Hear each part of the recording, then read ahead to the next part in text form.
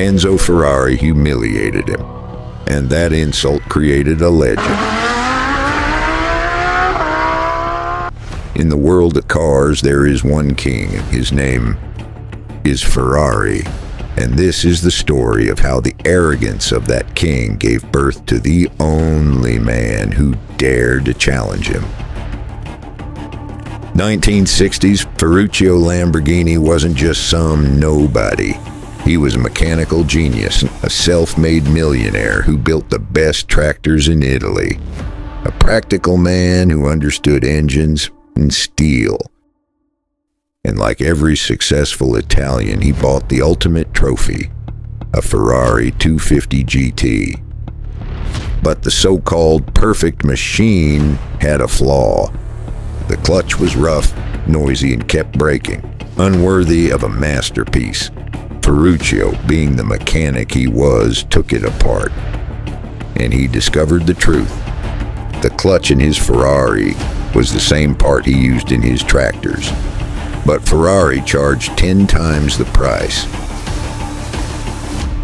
Feeling cheated, he went to the source, to Enzo Ferrari's office, not to complain like a customer, but to offer advice from one industrialist to another. He explained the problem. He offered a better part.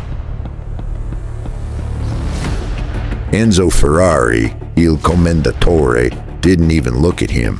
Surrounded by trophies, dripping with pride, he gave a legendary response. A tractor manufacturer isn't going to teach me how to build sports cars. Then added the words that changed everything. Go back to your tractors. That wasn't just an insult. It was a slap to his life's work. And Enzo didn't know it, but he hadn't dismissed a customer. He had just awakened a rival. Ferruccio Lamborghini walked out in silence, but the fire in his eyes said it all. That day, he made a decision. He wouldn't fix his Ferrari. He would build something better. A car smoother, more reliable, and more powerful. Not for the racetrack, but to humiliate Ferrari on the streets. Revenge wouldn't come as a whisper.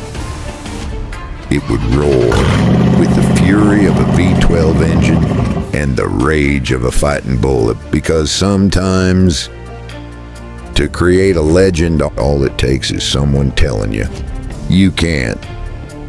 That's how Automobile Lamborghini was born. Less than a year later, at the 1964 Geneva Motor Show, the world stood silent. There it was, the Lamborghini 350 GT. Ferruccio's answer, forged in steel. It wasn't just a car, it was a statement.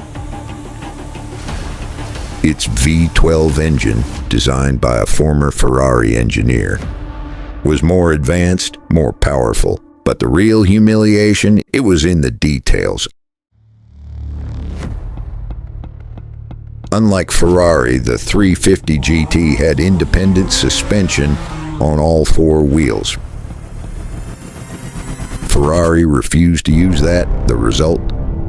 A car incredibly smooth, stable, and refined, where Ferrari was brutal, Lamborghini was elegant. Ferruccio didn't just build a car. He built a counter-argument. Without saying a word, he proved that the tractor maker knew more about building the perfect road car than the king himself. And from that day on, the game would never be the same.